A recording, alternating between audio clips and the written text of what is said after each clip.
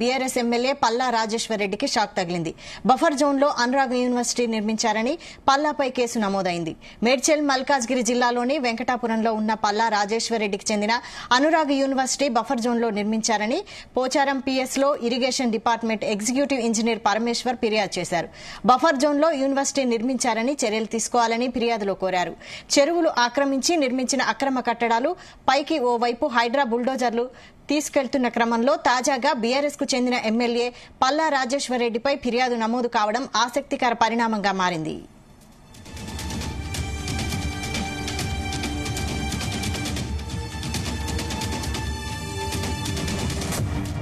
ఇదే అంశంపై మరిన్ని డీటెయిల్స్ బ్యూరో చీఫ్ నరేందర్ అందిస్తారు. నరేందర్, రైట్ వైశాలి, గడిచిన వారం 10 రోజులుగా హైదరాబాద్, ముఖ్యంగా గ్రేటర్ హైదరాబాద్ పరిధిలో పెద్ద ఎత్తున హైడ్రా అధికారులందరూ కూడా మూకుమ్మడిగా ఆక్రమణ గురైనటువంటి బిల్డింగ్లు, పెద్ద ఎత్తున నిర్మాణం జరిగినటువంటి ఏరియాలకు వెళ్లి కూల్చుతున్నటువంటి సందర్భాన్ని మనం చూస్తున్నాం. ఈ రోజు ఎన్ కన్వెన్షన్ కూడా కూల్చినటువంటి సిచ్యువేషన్ మనం చూస్తూనే ఉన్నాం మార్నింగ్ నుంచి కూడా. అయితే ప్రస్తుతం పలువురు వివిధ రాజకీయ పార్టీలకు సంబంధించినటువంటి నేతల ఫామ్ హౌజులు కావచ్చు, లేదంటే వివిధ కాలేజీలు కావచ్చు, సంస్థలు కావచ్చు, బఫర్ జోన్ లో ఎఫ్టీఎల్ లోపట కట్టుకున్నటువంటి వాటిని కూడా కూల్చాలనేటువంటి నిర్ణయానికి వచ్చారు. ఇందుకు సంబంధించినటువంటి కార్యాచరణ కూడా ఇప్పటికే హైడ్రా అధికారులు నిర్ణయం తీసుకుంటున్నారు.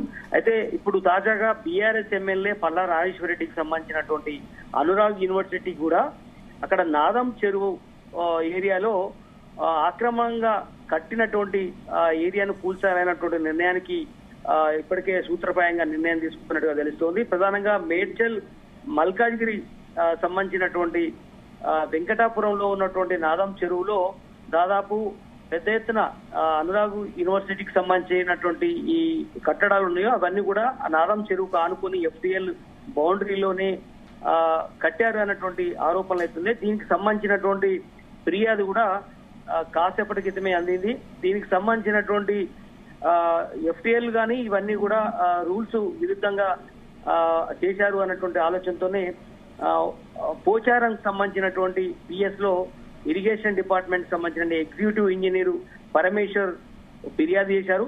బఫర్ జోన్ లోని యూనివర్సిటీ నిర్మించారని చర్యలు తీసుకోవాలని కూడా ఆయన ఫిర్యాదులో పేరుకు సంబంధించినటువంటి అంశాలు కూడా ఇప్పటికే వెరిఫికేషన్ చేస్తున్నామని కూడా పోలీసులు కూడా ఆయన దృష్టికి తీసుకొచ్చారు.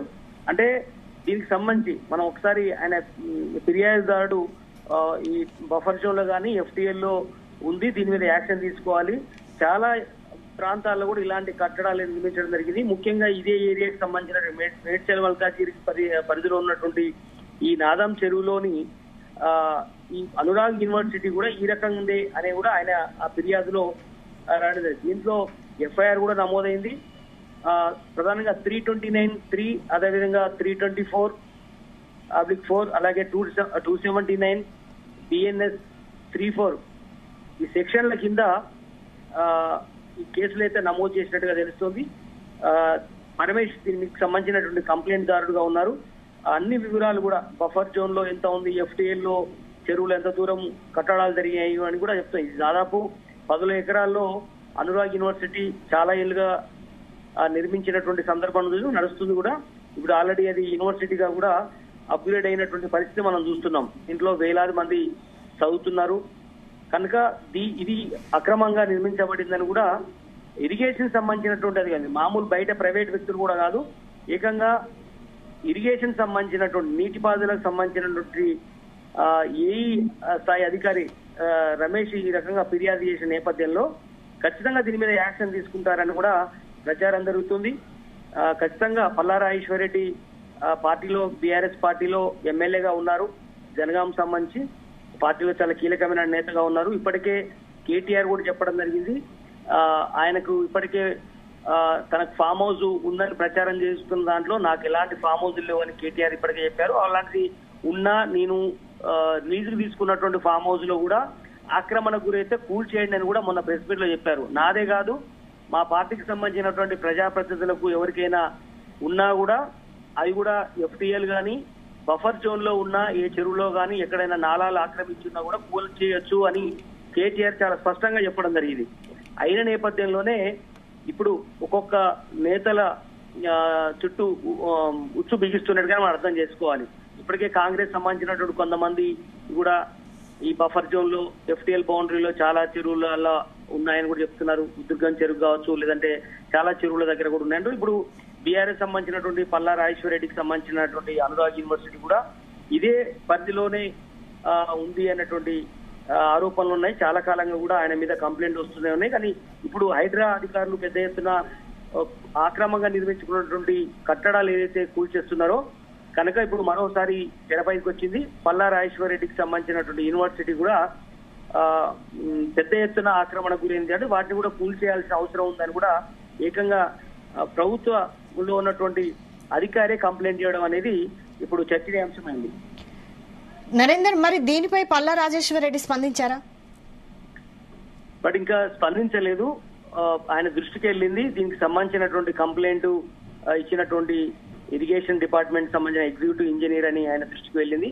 బట్ ఆయనతో కూడా మాట్లాడినట్టుగా తెలుస్తోంది. కానీ ఇప్పటికే అధికారులు కావచ్చు, సామాన్య వ్యక్తులు కావచ్చు, లేదంటే వివిధ రాజకీయ పార్టీలకు సంబంధించినటువంటి నేతలు కావచ్చు, స్వచ్ఛంద సంస్థలకు సంబంధించిన వాళ్ళు కావచ్చు, చాలా మంది నాలాల మీద కానీ, చెరువుల మీద కానీ, లేదంటే ముఖ్యంగా పార్కులలో కానీ కట్టినటువంటి వాళ్ళ మీద పెద్ద ఎత్తున ఫిర్యాదులు పోలీస్ స్టేషన్ల పరిధిలో చేస్తున్నారు. ముఖ్యంగా గ్రేటర్ హైదరాబాద్ లో పెద్ద ఎత్తున ల్యాండ్ కు విలువ ఉన్న నేపథ్యంలో చాలా మంది కూడా ఫిర్యాదు చేస్తున్నారు.